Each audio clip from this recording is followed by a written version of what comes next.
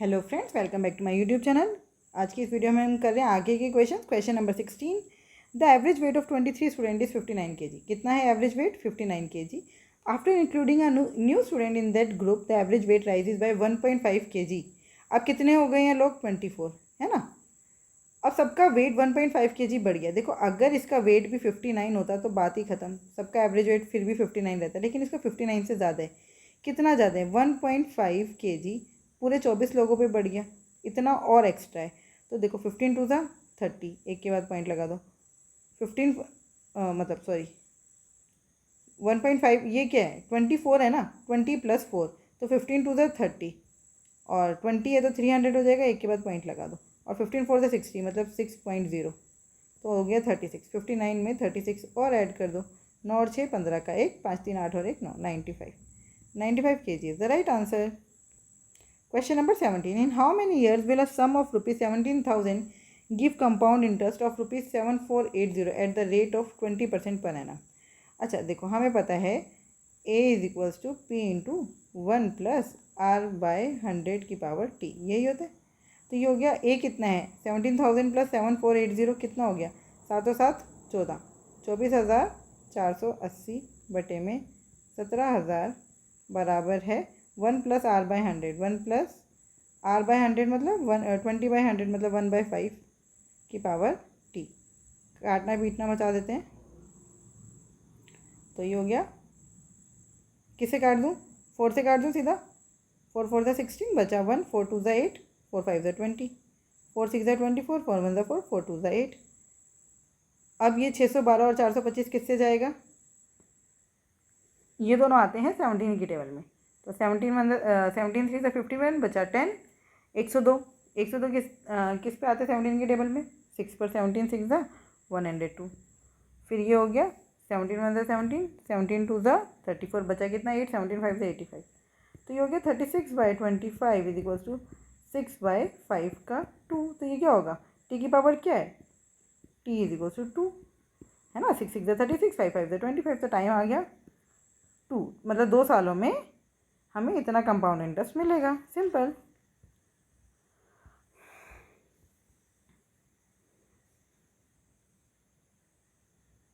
The average height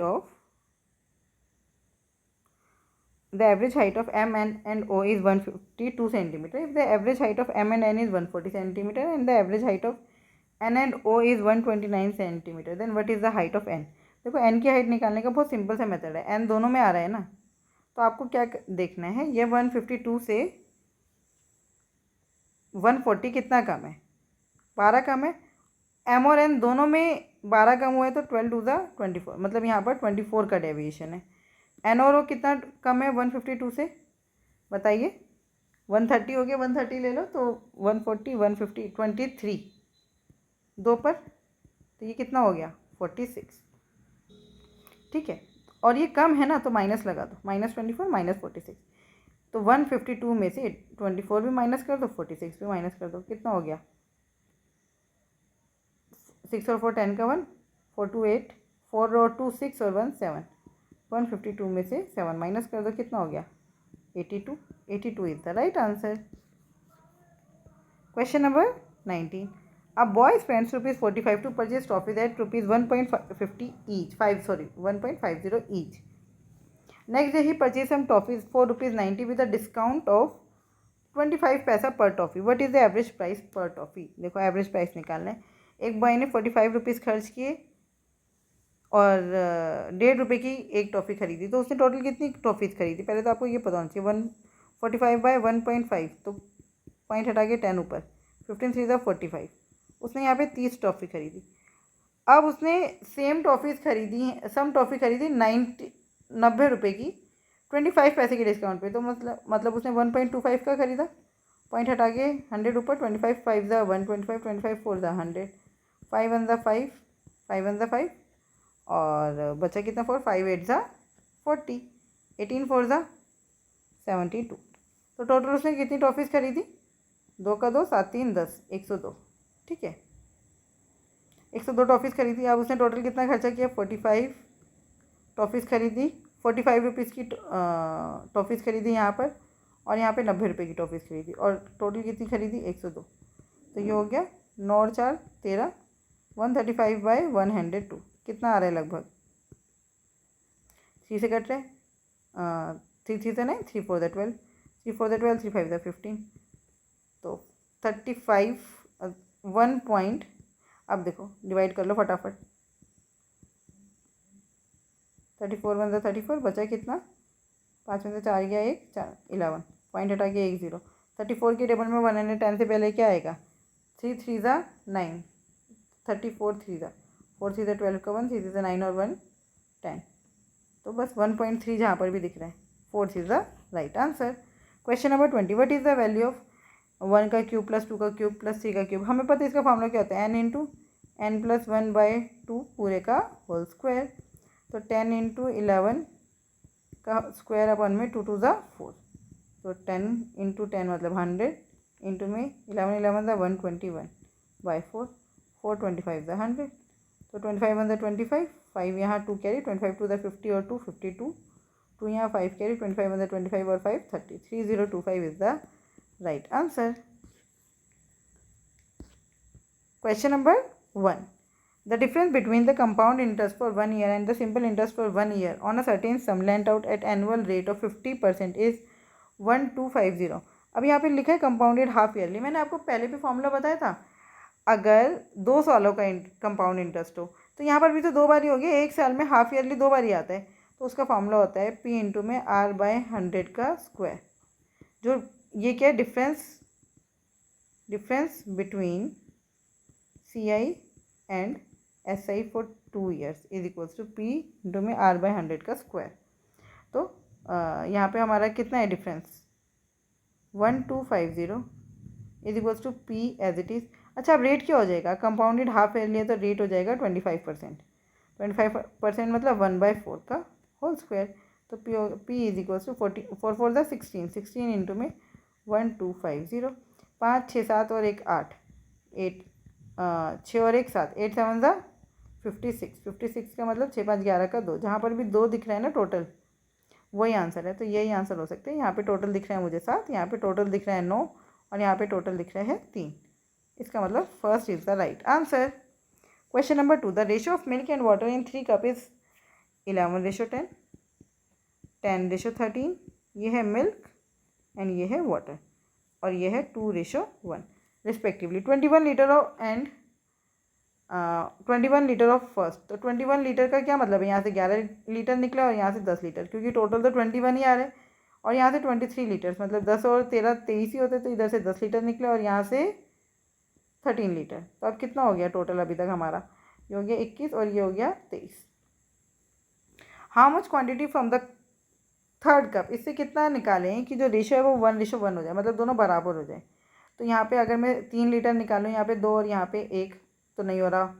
अगर 3 का double, अब आगे आगे करते जाएंगे, इंटू 2 कर दो इस पूरे को, तो 2 2 4, 2 1 2, ये कितना हो गया 25, ये भी कितना हो गया 25, वो हो गया 1:1। इसका मतलब इंटू 2 करना है, 2 और 1 3, 3 दूनी 6 लीटर जो है मिल्क और वाटर का जो रेशो है वो निकालेंगे इसमें से हम, है ना, 6 लीटर मिक्सचर निकालेंगे। Question number 3, what is the value of T/V/S। तो हम इसको क्या करते हैं, ये 8/3T है is equals to 3V is equals to 3/8S। हमें क्या करना है, न्यूमरेटर ख़त्म करना है। 8 3 और 3 का एलसीएम कितना है 24, तो इस पूरे को 24 से डिवाइड भी कर दो, 8 3 24, 3 8 24 और ये भी 24, 3 8 24, तो कितना हो गया T/9 is equals to V/8 is equals to S/64। तो रेशो कितना हो गया 9:8:64, second is the right answer.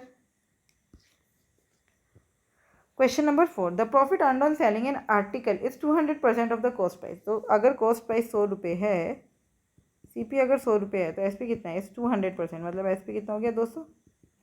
If the cost price increases by 50%, cost price बढ़ गए 50%, तो अब CP कितना हो गया 150 and the selling price remain the same, SP है 200, then what is the profit percentage. तो प्रॉफिट कितना हो रहा है 50 का, है ना।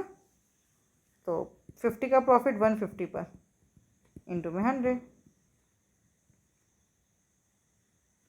क्या हमने सही लिखा? The profit earned on selling an article. ओहो, ये एसपी लिख दिया मैंने। ये कितना था? ये क्या था? प्रॉफिट। तो एसपी कितना है? 300। ठीक है। यहाँ पर एसपी कितना है? सीपी है 150, एसपी है, if SP remains the same. SP अब 200 नहीं है, एसपी कितना है? 300, है ना? यही बोले ना, एसपी रिमेन्स द सेम। तो प्रॉफिट परसेंटेज कितना है? प्रॉफिट परसेंटेज निकाल। अब प्रॉफिट कितना हो रहा है 150 का? 150 प्रॉफिट परसेंटेज 150 अपॉन में 150, ये सीपी वाला 150 है, इंटू में 100%। बस कट गया, आंसर आ गया 100%। हैं? कैसे गड़बड़ हो रही है भाई? Profit earned on selling an article is 200% of the cost price. तो प्रॉफिट हो गया 200, सीपी अगर 100 है तो एसपी हो गया 300। If the cost price increases by 50%, 50% 100 का 50% हो गया 50, तो सीपी हो गया 150 and the selling price remain the same. तो एसपी अभी भी 300 है। The new profit is what percent of the selling price. हे भगवान, क्वेश्चन पूरा नहीं पढ़ा। देखो बिल्कुल सही किया हमने। उन्होंने पूछा है now the profit is what percent of the selling price. तो 150 अपॉन में 300 इंटू में 100%, 150 टू द और 250 था, 50% is the right answer. Question number 5, by selling 100 pens for ₹1800 a retailer loses 10%। तो देखो एसपी कितना है? एक पेन का एसपी, 1 पेन का एसपी 18 रुपये, और लॉस कितना हो रहा है? 10%। तो सीपी क्या होता है? CP is equals to 100 into में एसपी अपॉन में 100 माइनस लॉस परसेंट, 100 इंटू में 18 अपॉन में 100 माइनस लॉस परसेंट। 100 माइनस 10 कितना हो गया? 90%। बस 0 से 0 कट गया, 9 में 9, 9 टू द 18।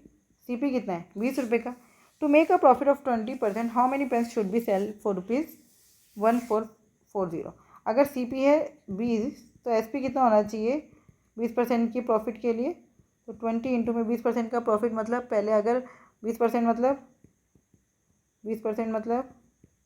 1/5।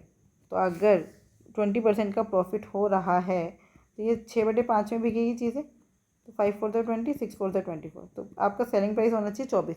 तो 1440 में कितनी 24 रुपये की चीज़ें बिक सकती हैं? 12 टू ज़ा 24, 12 12 ज़ा 144, 2 6 ज़ा 12, 60 इज़ द राइट आंसर।